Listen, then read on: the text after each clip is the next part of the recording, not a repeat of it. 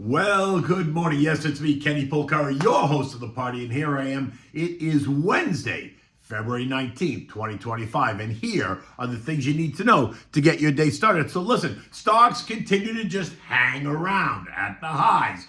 Sammy, my friend Sammy, is right. We'll get to that in a minute. Yeah, but tariffs, inflation, and dinner in the desert.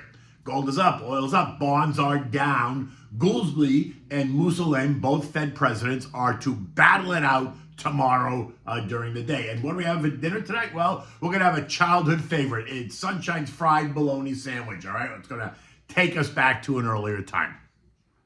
Stocks continue to hang around near the all-time highs as my good friend Sandy Stovall told us that investors appear to be in that yeah, but mindset, meaning that despite the bad retail sales report on Friday, they have managed to convince themselves that all the negatives are going to be offset by a handful of positives. In the positive here being a rate cut, right? Although they didn't really say it out loud, but they are thinking it, right? Because that's all they continue to think about is rate cuts, as if that's going to save the world. Well, stocks churned, investors are continued to consider a range of issues, tariffs, inflation, and the unfolding geopolitical drama taking place in the Saudi Arabian desert between the U.S. and the Russians as they discuss bringing this Russia-Ukrainian war to an end. Now, as we discussed, both the Europeans and Ukrainians have been left out of these conversations, but not future conversations. But maybe that's because someone needs to get Vladimir to the table. Up till this point, the world has been locking him out, and rightly so, via sanctions, all of which were fair at the time. But they have not proven to really be helpful at all. It has done nothing to stop this war. The current thinking is about trying a different approach to solve the problem. One that does not exclude anyone, but one that needs to get started. Because we all know that this war has dragged on for way too long and it's cost way too much in terms of lives lost on both sides. Never mind the money that the U.S. has given to Ukraine, which, by the way, Zelensky can't really account for all of it, right? I'd say look at some of the Swiss banks, but look, that's me. It's a whole other story. In any event, this needs to stop. The world knows it needs to stop, so it's premature to suggest that this initial talk is going to fail or that they should wish it to fail. I'm in the camp that we need to let this play out. I mean, it can't be any worse than what's been playing over the last 3 years under the Biden administration, no? And I also love the idea that Trump expects Zelensky to give up 50% of the revenues from critical minerals to the U.S. in exchange for the billions of dollars that we have given to them, that the Bidens gave away. So, at the end of the day, the Dow added only 10 points. Yesterday it was up 14. The NASDAQ was ahead by 15. The Russell added 10. The transports gained 197 points. The equal-weighted SP gained 55, while the Mag 7 index lost 197 points. Gold rose $54 or 1.85% to end the day at $29.54. It's up another $13 this morning. Oil rose $1.10 or 1.5% to end the day at $71.80, and it's up another 60 cents this morning at $72.40. All while bonds retreated. The TLT falling 1.2%, the TLH down 0.9. The VIX remains well below all three trend lines, confirming that investors remain complacent. Of the 11 S&P sectors, energy, basic materials, and utilities and tech all were up better than 1%. Consumer discretionary, communications, and healthcare all saw declines. Further down the chain, we saw strength in metals and miners up 1.5%, semis up 1.7%, oils and gas exploration up 1.2%, big pharma up 1.4%, cybersecurity up 0.7%, robotics and artificial intelligence up 2%. The value trade gained 0.5%. On the downside, the growth trade was flat. Disruptive tech was down 0.8%. Home builders down 1.2%. Retailers were down 0.6%, while some of those quantum stocks continue to get beaten up. The move in bonds sent yields up just a bit, but leaving us in this 4.7% range. This morning, the 10 years yielding 4.55, which is okay for now, and it's smack right in the middle of that range. Look, we've discussed this.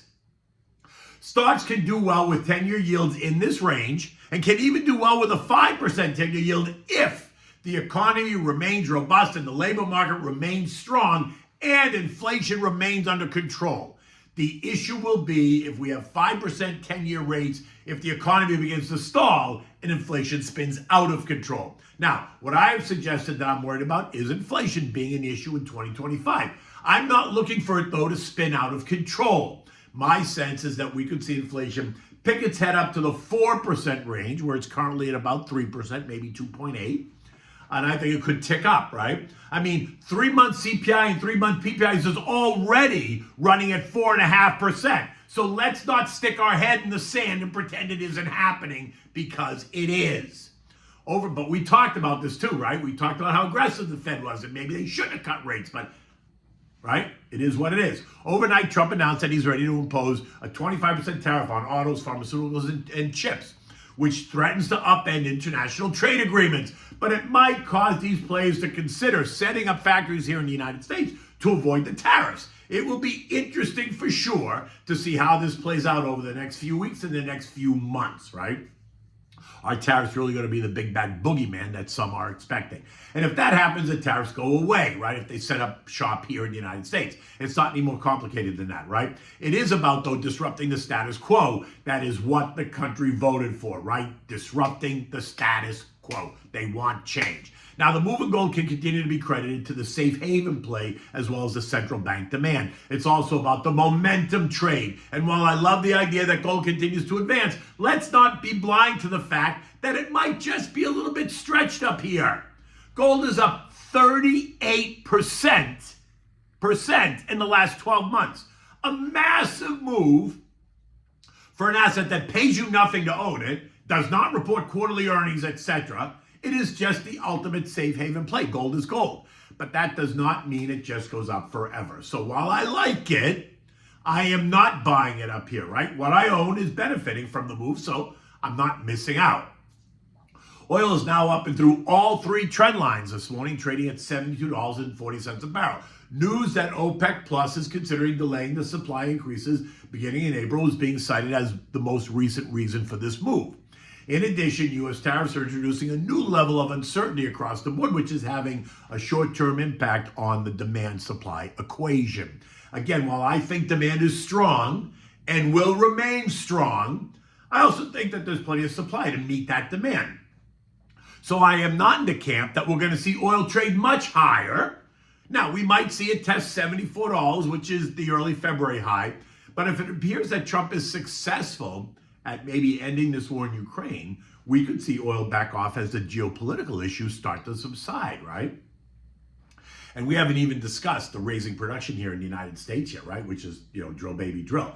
Now, some OPEC Plus members are not going to be happy to see oil decline, but it is what it is. Remember, it's the Saudis, the Iraqis, and the Kuwaitis that need oil prices to be above 80 to pay for all of their massive infrastructure spending that they spend. And so here we go again. This morning, futures are lower this morning. The Dow is down 70, S&P's down 8, the Nasdaq's down 15, while the Russell is down 10. Eco data today includes mortgage apps and housing starts and building permits, which are both expected to be lower, right? We're also going to get the latest FOMC minutes, where I do not expect to hear anything that we don't already know.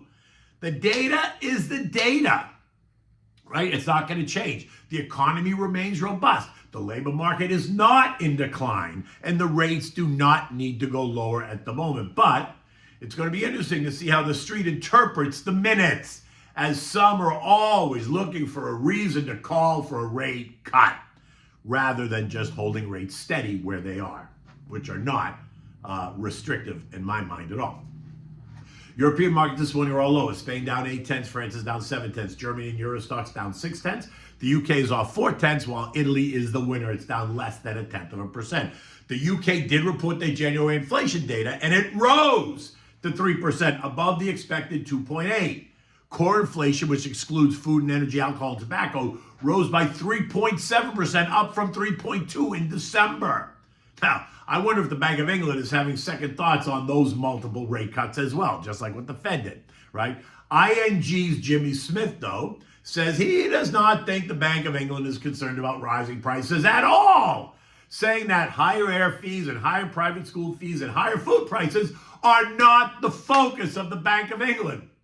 Okay, school fees, I might argue he's correct, but higher food prices, I disagree.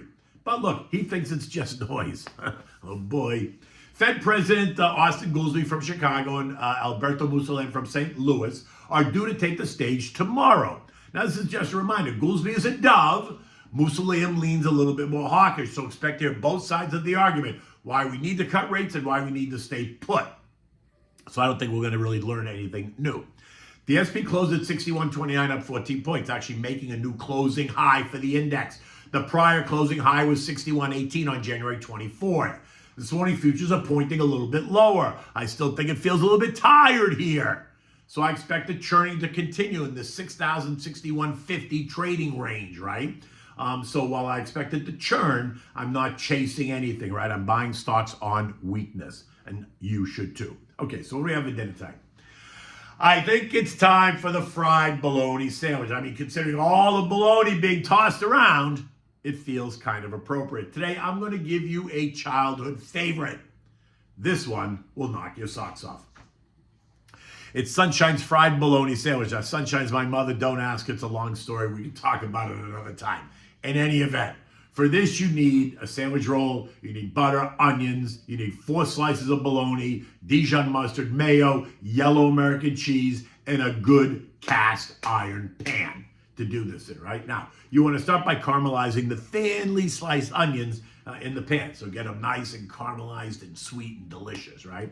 After you've done that, take them out of the pan. Now, spread the mayo, take the roll, slice it in half, and spread the mayo on the sliced part of the roll, and then place it down on the griddle, and you want to toast it till it's nice and golden brown. Take it away, then remove it. Now, in that same pan, you want to take your bologna and you want to give it a perfect sear. Get the edges nice and crispy the way it gets, right, in bologna. And now stack 2 slices of bologna and top it with 1 slice of American cheese. And then take 2 more slices of bologna and another slice of American cheese. So you have 2 sets, right?